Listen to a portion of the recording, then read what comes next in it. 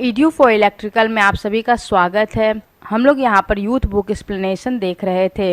ये वीडियो का पार्ट 5 है, तो चलिए वीडियो शुरू करते हैं। क्वेश्चन है, 3 फेज स्क्वायरल कैग प्रेरण मोटर के संबंध में निम्नलिखित में से कौन सा कथन गलत है? पहला ऑप्शन है, इसके रोटर के लिए कोई बाहर कनेक्शन नहीं होता। बी ऑप्शन है, 3 फेज सप्लाई को इसके स्टेटर से जोड़ा जाता है। थर्ड ऑप्शन है, प्रत्यावर्ती चुंबकीय फ्लक्स उत्पन्न होता है। फोर्थ है, यह सस्ता होता है, दृढ़ होता है और इसे कुशल देखभाल की या तो आवश्यकता नहीं होती, अगर होती भी है तो बहुत कम। तो यहाँ पे जितने भी ऑप्शन गिवन है ए बी सी डी सभी ऑप्शन करेक्ट है 3 phase square cage induction motor के लिए। तो यहाँ पर ऑप्शन डी होगा, सॉरी यहाँ पर ऑप्शन ए जो है वो करेक्ट होगा। ठीक है, हमने पढ़ा था कि 3 phase square cage induction motor जो होता है उसमें उसके रोटर में कोई बाहरी कनेक्शन हम लोग नहीं दे सकते थे, लेकिन वही अगर हम स्लिप रिंग इंडक्शन मोटर की बात करते हैं तो वहाँ पर हम रोटर में बाहरी कनेक्शन दे सकते थे। इसी से हमारा क्या होता था कि उसमें हम वेरिएबल रेसिस्टेंस लगाकर स्टार्टिंग रेसिस्टेंस को बढ़ाते थे और जिसकी वजह से हमारा जो स्टार्टिंग करंट है वो लिमिट होता था और स्टार्टिंग टॉर्क भी स्लिप रिंग इंडक्शन मोटर में ज़्यादा होता था। ठीक है, लेकिन ये फैसिलिटी हमारा स्क्वायर केज इंडक्शन मोटर में नहीं था। ठीक है, नेक्स्ट ऑप्शन बोल रहा है 3 फेज सप्लाई को इसके स्टेटर से जोड़ा जाता है। तो obviously slip ring induction motor की बात करें या फिर हम लोग स्क्वायर केज इंडक्शन मोटर की बात करें, दोनों ही केस में हम लोग 3 फेज सप्लाई स्टेटर में ही देते हैं। क्योंकि अगर हम बात करें इंडक्शन मोटर और सिंक्रोनस मोटर तो दोनों में यही डिफरेंस है कि इंडक्शन मोटर में हम लोग सिंगल एक्साइटेशन देते हैं, वही अगर हम सिंक्रोनस मोटर की बात करें तो वहाँ पर हम डबली एक्साइटेड करते हैं। ठीक है, थर्ड ऑप्शन बोल रहा है कि प्रत्यावर्ती चुंबकीय फ्लक्स उत्पन्न होता है। तो ऑब्वियसली जो हमारा फ्लक्स होता है वो अल्टरनेटिव नेचर का होता है, तभी तो हमें रोटेटिंग मैग्नेटिक फील्ड मिलता है। अगर हमारा फ्लक्स जो अल्टरनेटिंग नेचर का ना हो तो हमारा जो रोटेटिंग मैग्नेटिक फील्ड प्रोड्यूस नहीं हो पाएगा। तो ये भी सत्य है कि हमारा जो 3 फेज इंडक्शन मोटर और 3 phase square cage induction motor जो होता है उसमें अल्टरनेटिंग या फिर आप बोल सकते हो प्रत्यावर्ती चुंबकीय फ्लक्स उत्पन्न होता है। फोर्थ बोल रहा है कि यह सस्ता होता है। हाँ, अगर हम बात करें स्लिप रिंग इंडक्शन मोटर और स्क्वायर केज इंडक्शन मोटर की तो हमारा जो स्क्वायर केज इंडक्शन मोटर होता है वो सस्ता होता है compare to slip ring induction motor. दृढ़ भी होता है, कुशल देखभाल आवश्यकता नहीं भी होती है और होती भी है तो बहुत ही कम होती है। लेकिन वही अगर हम स्लिप रिंग इंडक्शन मोटर की बात करें तो वहाँ पर मेंटेनेंस कॉस्ट जो होता है, देखभाल का जो हम जिसको बोलते हैं मेंटेनेंस कॉस्ट, वो बहुत ही हाई होता है compare to square cage induction motor. ठीक है, तो ये चारों ही जो यहाँ पर गिवन है सभी सत्य है 3 फेज स्क्वायर केज प्रेरण मोटर के लिए। तो चलिए हम लोग चलते हैं नेक्स्ट क्वेश्चन की ओर। नेक्स्ट क्वेश्चन बोल रहा है the slip speed of an induction motor में बी डिफाइंड एज। पहला ऑप्शन गिवन है number of pair of poles plus frequency. Third है rotor speed minus synchronous speed. Sorry second है, third आपका बोल रहा है rotor speed plus synchronous speed. Fourth बोल रहा है synchronous speed minus rotor speed. तो मैंने बताया था प्रीवियस वीडियो में कि जो हमारा स्लिप स्पीड होता है वो nothing but synchronous speed minus rotor speed होता है, जिसको हम बोल सकते हैं रिजल्टेंट स्पीड या फिर आप बोल सकते हो स्लिप स्पीड। अब हम लोग आते हैं नेक्स्ट क्वेश्चन की ओर। नेक्स्ट क्वेश्चन बोल रहा है the starting torque of a simple square cage motor is. तो पूछा जा रहा है हमसे क्वेश्चन में कि स्टार्टिंग टॉर्क क्या होता है जो simple square cage induction motor जो होते हैं।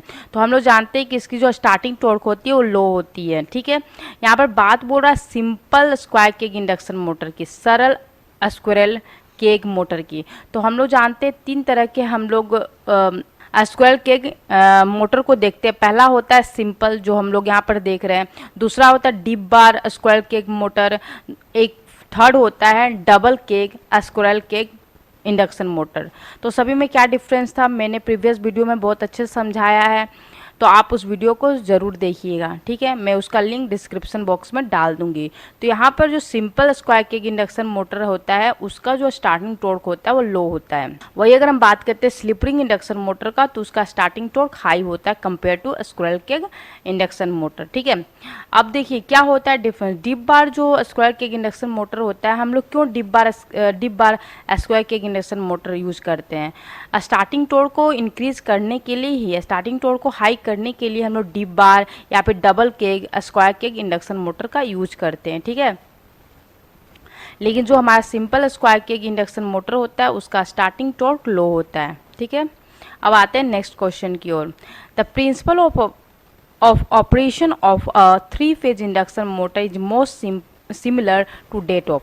बोला जब प्रिंसिपल ऑफ ऑपरेशन जो होता है 3-फेज इंडक्शन मोटर का मोस्ट सिमिलर होता है टू डेट ऑफ। इसे हिंदी में पढ़ लेते हैं। 3-फेज प्रेरण मोटर के परिचालन का सिद्धांत बहुत कुछ निम्नलिखित के समान है। पहला ऑप्शन गिवन है सिंक्रोनस मोटर, दूसरा है repulsion start induction motor, third है transformer with a shorted secondary, fourth है capacitor start induction run motor. तो ऑप्शन सी जो है वो करेक्ट होगा। जो प्रिंसिपल ऑफ ऑपरेशन जो होता है 3-फेज इंडक्शन मोटर का बहुत सिमिलर होता है ट्रांसफार्मर विथ शॉर्टेड सेकेंडरी। अगर सेकेंडरी को शॉर्ट कर दे तो उसका जो प्रिंसिपल होता है ट्रांसफार्मर का वो बिल्कुल सिमिलर होता है इंडक्शन मोटर के प्रिंसिपल से। क्योंकि हम लोग जानते हैं इंडक्शन मोटर जो होता है उसमें हम लोग क्या करते हैं, रोटर को एंड रिंग से क्या करते हैं, शॉर्ट सर्किटेड करते हैं। तो ये जस्ट लाइक एक प्रकार का ट्रांसफार्मर की तरह ही, ट्रांसफार्मर का अगर सेकेंडरी वाइंडिंग को अगर शॉर्ट सर्किट कर दें तो उसी तरह ये भी वर्क करेगा ट्रांसफार्मर में, जिस प्रिंसिपल पर हमारा 3-फेज इंडक्शन मोटर वर्क करता है। अब आते हैं नेक्स्ट क्वेश्चन की ओर। नेक्स्ट क्वेश्चन बोल रहा है if a motor has a slip less than 1 it must be operated at। इसे हिंदी में पढ़ लेते हैं। यदि एक मोटर की स्लिप का मान 1 से कम है तो वह डैश पर परिचालित है। पहला ऑप्शन गिवन है मोटरिंग मोड, सेकेंड है ब्रेकिंग मोड, थर्ड है जनरेटिंग मोड, फोर्थ है मोटरिंग मोड और जनरेटिंग मोड, ठीक है।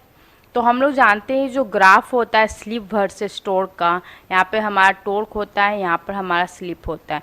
इसको हम बोलते हैं S=, तो यहाँ पर क्या होता है, ये जो स्लिप होता है यहाँ पे स्लिप = 1 होता है, ठीक है। यहाँ पे स्लिप = 1 होता है, यहाँ पर स्लिप हमारा क्या होता है 0 होता है, ठीक है। जो हमारा टॉर्क वर्सेस स्लिप का जो ग्राफ होता है इन 3-फेज इंडक्शन मोटर का कुछ इस तरह होता है, ठीक है। ये 0 है, ठीक है, यहाँ पर स्लिप हमारा 0 है। तो ये हमारा जो होता है ये हम बोलते हैं इसको स्टार्टिंग टॉर्क, ये हमारा इसके लिए स्टार्टिंग टॉर्क है, ठीक है। ये हमारा जो होता है मैक्सिमम टॉर्क यहाँ पर हो रहा है, तो मैक्सिमम टॉर्क पर जो हमको स्लिप मिलता है उसे हम बोलते हैं मतलब कह सकते हैं कि जिस स्लिप पर हमको मैक्सिमम टॉर्क मिलता है उसको SM से डिनोट करते हैं, ठीक है। और हमारा जो इंडक्शन मोटर है वो ऑपरेट करता है दिस रीजन में, ये जो रीजन होता है इसी रीजन में हमारा जो 3-फेज इंडक्शन मोटर ऑपरेट करता है। तो इस रीजन को बोलते हैं ऑपरेटिंग रीजन, ठीक है। ये वाला जो रीजन होता है इस रीजन को हम लोग बोलते हैं अनस्टेबल रीजन। वही अगर हम इस रीजन की बात करें तो इस रीजन को बोलते हैं स्टेबल रीजन, ठीक है। तो ये हो गया हमारा टॉर्क वर्सेस स्लिप का जो ग्राफ है वो है। अब यहाँ पर हम लोग देख लेते हैं कि क्या होता है अगर मान लीजिए इस टाइप से कोई टॉर्क वर्सेस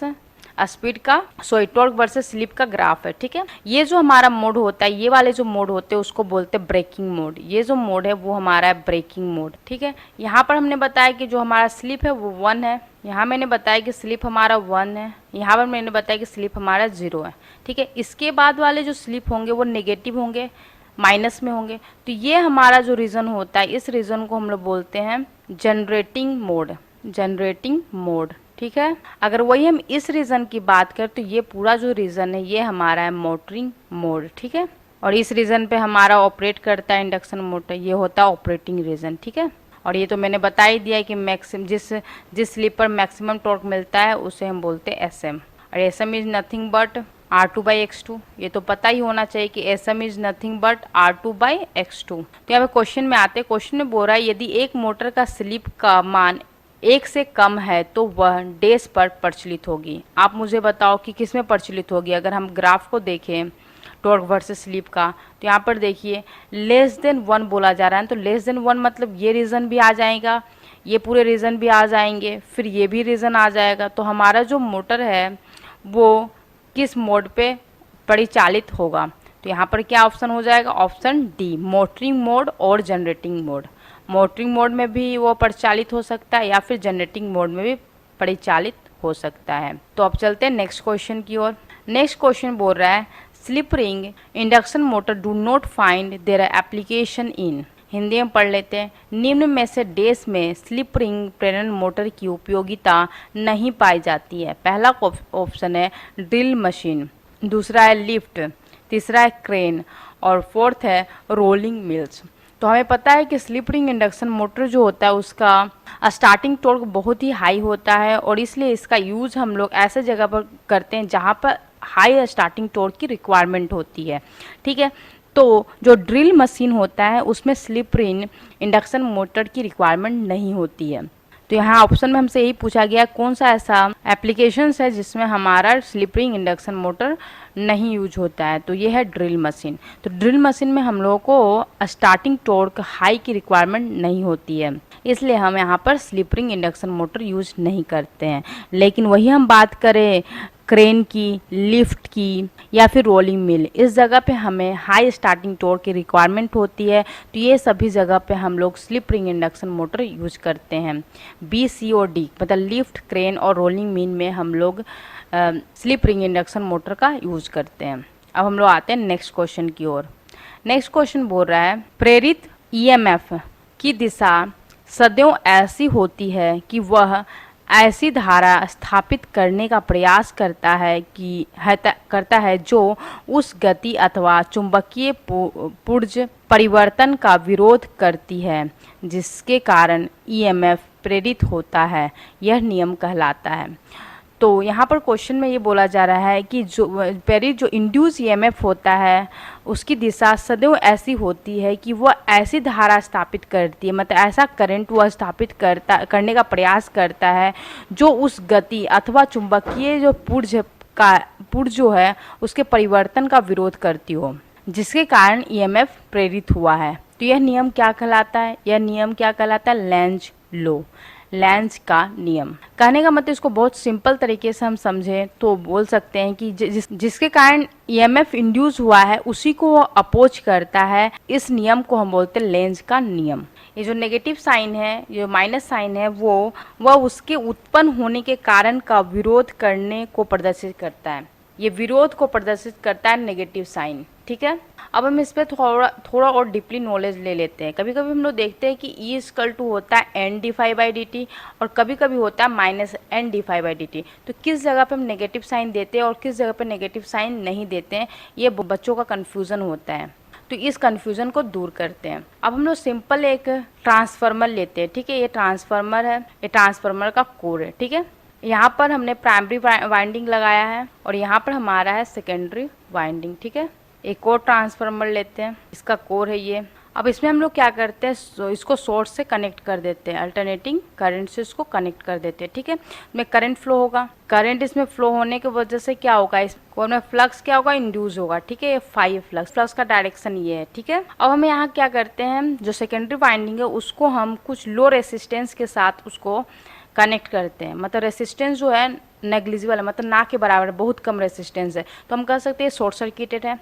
ठीक है, अब शॉर्ट सर्किट मान लेते, अब यहाँ पर करंट मान लेते हैं, जूम कर लेते हैं कि यहाँ से करंट इस तरफ फ्लो कर रहा है। ठीक है, अब इससे में हम क्या करेंगे, हम फाइंड आउट करेंगे फ्लक्स को कि इस करंट जो हमारे कॉइल में करंट फ्लो कर रहा है उससे हमारा जो फ्लक्स का डायरेक्शन क्या हो रहा है। तो by the help of right hand rule current के डायरेक्शन 4 फिंगर्स उसको इंडिकेट करेंगे और जो हमारा थंब है वो हमको फ्लक्स के डायरेक्शन को इंडिकेट करेगा। ठीक है, तो हमने यहाँ पर देखा, यहाँ पे हमने देखा कि जो फ्लक्स का डायरेक्शन है वो इस ओर है। तो ऑब्वियसली हमने दिखाया था कि फ्लक्स का डायरेक्शन ये इसी डायरेक्शन में है।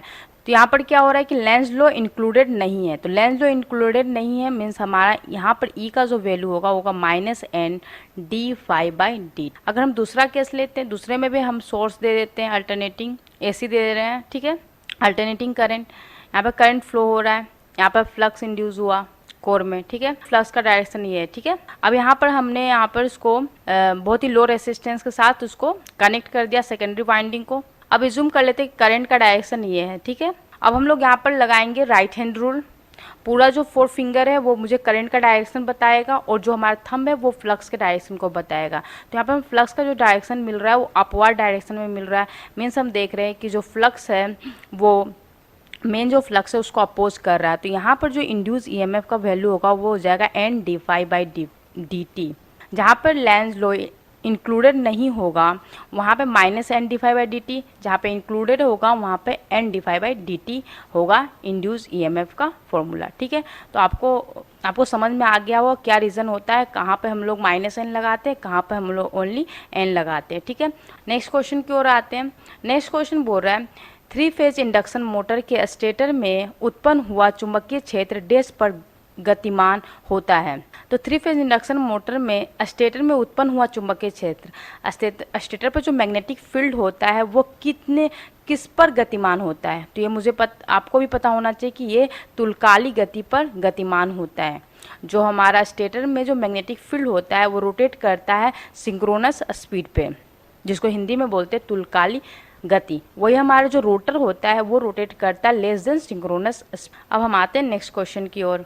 नेक्स्ट क्वेश्चन बोल रहा है जिस मोटर को सबसे कम अनुरक्षण की आवश्यकता होती है वह, पहला ऑप्शन है डीसी शंट मोटर, दूसरा है डीसी सीरीज मोटर, तीसरा है slip ring induction motor, fourth है स्क्विरल केज इंडक्शन मोटर। तो ऑप्शन डी जो होगा वो करेक्ट होगा, ऑप्शन डी जो होगा वो करेक्ट होगा। ऐसा इसलिए क्योंकि हम लोग पढ़े हैं इंडक्शन मोटर में कि जो हमारा मेंटेनेंस कॉस्ट होता है वो बहुत ही कम होता है स्क्वायर केज इंडक्शन मोटर में। यही कारण है कि जो हम लोग इंडस्ट्री में जितना भी इंडक्शन मोटर यूज करते हैं वह स्क्वायर केज इंडक्शन मोटर ही यूज करते हैं। 90% of induction motor is square cage induction motor. ठीक है, तो क्योंकि इसमें मेंटेनेंस कॉस्ट भी बहुत कम होता है और इसका ओवरऑल जो कॉस्ट होता है कंपेयर टू स्लिप रिंग बहुत ही कम होता है, क्योंकि स्लिप रिंग में हम लोग स्लिप रिंग की भी आवश्यकता होती है। ठीक है, तो उससे ओवरऑल जो कॉस्ट हो जाता है स्लिप रिंग इंडक्शन मोटर का बहुत ही ज़्यादा हो जाता है। ठीक है, तो यहाँ पर ऑप्शन डी करेक्ट होगा। और जहाँ तक बात है डीसी शंट मोटर और डीसी सीरीज मोटर दोनों में मेंटेनेंस कॉस्ट ज़्यादा होता है compare to squirrel cage induction motor. अब हम लोग आते हैं नेक्स्ट क्वेश्चन की ओर। नेक्स्ट क्वेश्चन देखिए यहाँ बोल रहा है संलग्न चित्र में एक 3 फेज मोटर का गति टॉर्क वक्र दर्शाया गया है। मोटर का प्रारंभिक टॉर्क है या स्पीड वर्सेस टॉर्क का ग्राफ गिवन है। तो पूछ रहा है मोटर का प्रारंभिक मतलब स्टार्टिंग टॉर्क कौन सा है, 1 2 3 4। तो ऑब्वियसली हमारा जो प्रारंभिक जो टॉर्क होगा वो क्या होगा, 1 होगा। और जैसे जैसे हमारा आप देखोगे टॉर्क हमारा जैसे स्पीड बढ़ रहा है टॉर्क बढ़ रहा है, फिर एक लिमिट के बाद क्या हो रहा है टॉर्क धीरे धीरे घटना शुरू कर जाता है। ये हमारा ग्राफ दिखा रहा है। ठीक है, तो हमारा जो स्टार्टिंग टॉर्क होगा वो 1 इंडिकेट करेगा। तो यहाँ पे ऑप्शन ए करेक्ट होगा। ठीक है, अब हम लोग चलते हैं नेक्स्ट क्वेश्चन की ओर। नेक्स्ट क्वेश्चन बोल रहा है कॉन्टेक्टर डैश के द्वारा प्रचलित होती है। योक, दूसरा ऑप्शन है चुंबकीय कुंडली, तीसरा है स्विचिंग संयोजक, फोर्थ है आर्मेचर। तो यहाँ पे ऑप्शन बी जो है वो करेक्ट हुआ, चुंबकीय कुंडली। कॉन्टेक्टर जो होता है चुंबकीय कुंडली के द्वारा प्रचलित होता है। यह डायरेक्ट ऑनलाइन स्टार्टर का मुख्य घटक है। इसके अतिरिक्त अन्य प्रकार के स्टार्टर से भी कॉन्टेक्टर्स प्रयोग किए जाते हैं। ठीक है, यह एक प्रकार की ऐसी स्विचिंग युक्ति है जो एक साथ परिपथों को ऑन या ऑफ कर सकती है। इसको बहुत अच्छे से समझने के लिए कॉन्टेक्टर क्या होता है इसको बहुत अच्छे से समझने के लिए हम लोग यहाँ पर देख सकते हैं डायरेक्ट ऑनलाइन स्टार्टर। ठीक है, हमने बताया था प्रीवियस वीडियो में डायरेक्ट ऑनलाइन स्टार्टर के बारे में, तो वहाँ पर हम यूज किए थे कॉन्टेक्टर। देखिए ये हमारा है डायरेक्ट ऑनलाइन स्टार्टर, ये है डायरेक्ट ऑनलाइन स्टार्टर। देखिए यहाँ पर ये है कॉन्ट्रैक्टर, ये हमारा कॉन्ट्रैक्टर है। जैसे ही हमने सप्लाई दिया था ये क्या होता है एनर्जाइज हो जाता है ये कॉइल, और इसके वजह से क्या हो जाता है सभी जो चुंबकीय कुंडलन है वो क्या होते हैं कनेक्ट हो जाते हैं। ठीक है, तो ये क्या कर रहा है एक साथ परिपथ को ऑन या ऑफ कर रहा है। ठीक है, ये सभी परिपथ इतने सारे परिपथ लगे और सभी को एक साथ ऑन और ऑफ कर सकता है, तो इसी को हम बोलते हैं कॉन्ट्रैक्टर। ठीक है, अब हम आते हैं क्वेश्चन की ओर। कॉन्ट्रैक्टर जो होता है चुंबकीय कुंडली के द्वारा प्रचलित होता है, मतलब मैग्नेटिक वहाँ पर क्वाइल्स होते हैं जिसके वजह से वो प्रचलित होता है या फिर ऑपरेट होता है। ठीक है, हमने देखा था ना वहाँ पे क्वाइल है जो क्या होता है जैसे हम लोग सप्लाई देते हैं तो वो क्या हो जाता है एनर्जी मैग्नेटाइज्ड हो जाता है। मैग्नेटाइज होने के बाद क्या हो जाता है जो वहाँ पर एक रोड जो है वो रोड क्या होता है मैग्नेटाइज होने की वजह से सभी जितने भी टर्मिनल है उसको वो कनेक्ट कर देता है एक साथ, और जैसे ही डिमैग्नेटाइज हो जाता है, मतलब इसमें से मैग्नेटिक जो एनर्जी है वो ख़त्म हो जाती है, तो वो क्या करता है, सभी टर्मिनल को एक साथ डिस्कनेक्ट कर देता है। ठीक है, तो यही काम होता है कॉन्टैक्टर का। अब आते हैं नेक्स्ट क्वेश्चन की ओर। नेक्स्ट क्वेश्चन बोल रहा है, यदि कोई 3 फेज मोटर केवल 2 फेज पर प्रचलित की जाए तो यह सिंगल फेजिंग कहलाती है। इस प्रक्रिया से मोटर अंततः, पहला ऑप्शन है फूक जाएगी, दूसरा है लोड नहीं उठाएगी, तीसरा है 3 गुनी घूर्णन गति पर चलेगी, इनमें से कुछ नहीं होगा। तो यहाँ पर ऑप्शन जो होगा बी वो करेक्ट होगा, लोड नहीं उठाएगी। अगर मान लीजिए सिंगल फेजिंग होना मतलब क्या, कि एक फेज डिस्कनेक्ट हो गया है सप्लाई से, ठीक है, तो डिस्कनेक्ट हो जाना मतलब 2 फेज अभी वर्क कर रहा है।